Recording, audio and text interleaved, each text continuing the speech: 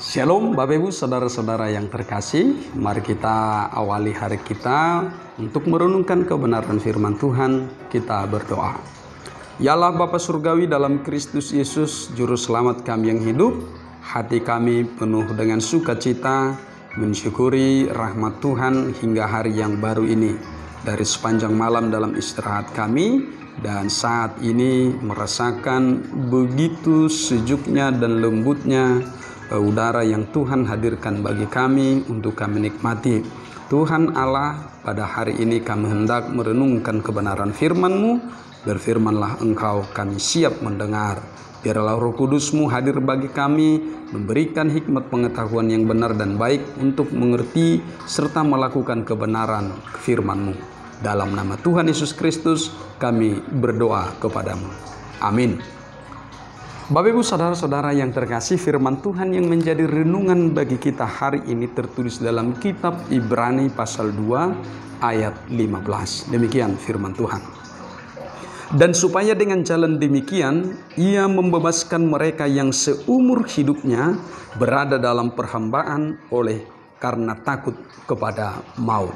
Demikian firman Tuhan. Saudara-saudara yang terkasih, kita telah merayakan hari kematian Tuhan Yesus Kristus sebagai jalan penebusan bagi kita, dan kita juga telah merayakan hari kebangkitan Tuhan Yesus Kristus sebagai tanda kemenangan bagi kita bahwa maut telah dikalahkan, maut telah ditaklukkan, bahwa kuasa sengat maut itu sesungguhnya tidak lagi berkuasa atas kehidupan orang-orang yang percaya.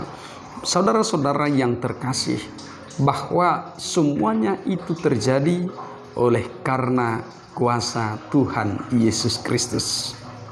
Dari mana dapat kita tahu bahwa Dia adalah Allah yang berkuasa atas segala sesuatu? Karena Dia berkuasa melakukan apapun, maka Dia menjadi apa yang dikehendakinya, yaitu Dia menjadi manusia sama seperti kita di dalam diri Tuhan Yesus Kristus. Sehingga Tuhan Yesus Kristus itu adalah Allah yang telah menjadi manusia yang sama seperti kita, mengalami apapun yang dialami oleh manusia, itu juga yang dialami oleh Tuhan Yesus Kristus. Kenapa Tuhan Yesus Kristus merendahkan dirinya? Ini penting. Ya, Tuhan Yesus Kristus merendahkan dirinya supaya Dia dapat menjangkau kita semua. Kalau Allah tetap ada di dalam kekudusan dan kemuliaannya, maka kita tidak dapat bersentuhan kepadanya, karena kita adalah orang yang berdosa, karena kita adalah orang-orang yang jahat, yang memberontak terhadap Tuhan, sehingga kekudusannya, kemuliaannya itu tidak dapat bersentuhan kepada dosa yang harus masuk kepada upah maut. Namun ketika Allah merendahkan dirinya, Dia hadir menjadi manusia di dalam Tuhan Yesus Kristus. Ketika Dia merendahkan dirinya, maka di sanalah Dia menolong kita, menyelamatkan kita, menyentuh kita secara langsung. Dan pada puncaknya Tuhan Yesus Kristus juga merendahkan dirinya serendah-rendahnya, sehingga Dia rela mati, berkorban, mati di kayu salib.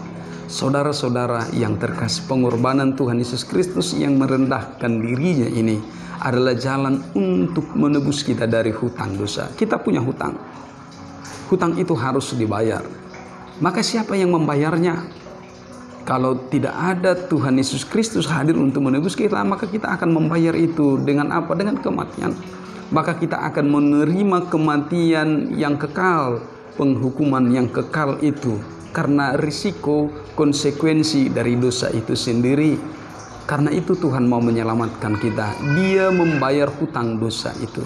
Tadinya kita yang harus dihukum dalam kematian kekal oleh karena dosa, tetapi Tuhan Yesus Kristus menjalani kematian itu untuk membayar lunas hutang-hutang dosa kita. Tubuh yang terkoyak itu, darah yang tercurah itu menjadi tanda kasih karunia Tuhan. Hutang kita telah dilunasi, sehingga kita tidak ada lagi punya hutang. tetapi telah dibayar lunas oleh Tuhan kita Yesus Kristus. Saudara, ini terlalu penting bagi kita. Kenapa? Di dalam kematian Tuhan Yesus Kristus itu kita adalah miliknya sepenuhnya. Kita bukan lagi hamba dosa. Kita bukan lagi hamba dunia ini, tetapi kita telah dimerdekakan di dalam kematian Tuhan Yesus Kristus.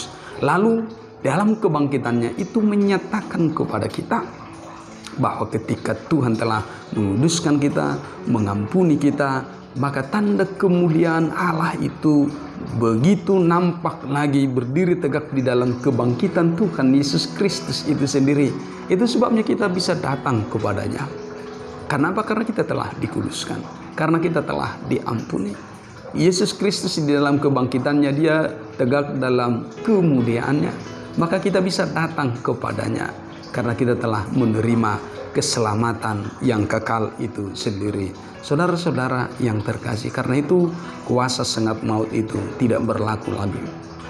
Kita orang-orang percaya, dalam pikiran duniawi kita, dalam keterbatasan fisik, pemahaman tubuh kita ini, maka satu hal yang paling ditakuti oleh manusia adalah kematian itu sendiri atau maut itu sendiri.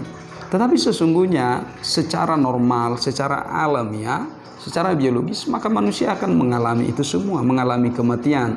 Usia kita di dunia ini tidaklah panjang. Mungkin ada yang 100 tahun, 90 tahun, 80 tahun, atau 70 tahun, atau mungkin juga ada yang 100 lebih. Tapi pada akhirnya semuanya akan berlalu. Semuanya akan berakhir. Manusia itu akan mengalami kematian secara fisik. Tetapi sesungguhnya kita tidak lagi mengalami kematian yang kekal itu. Karena apa?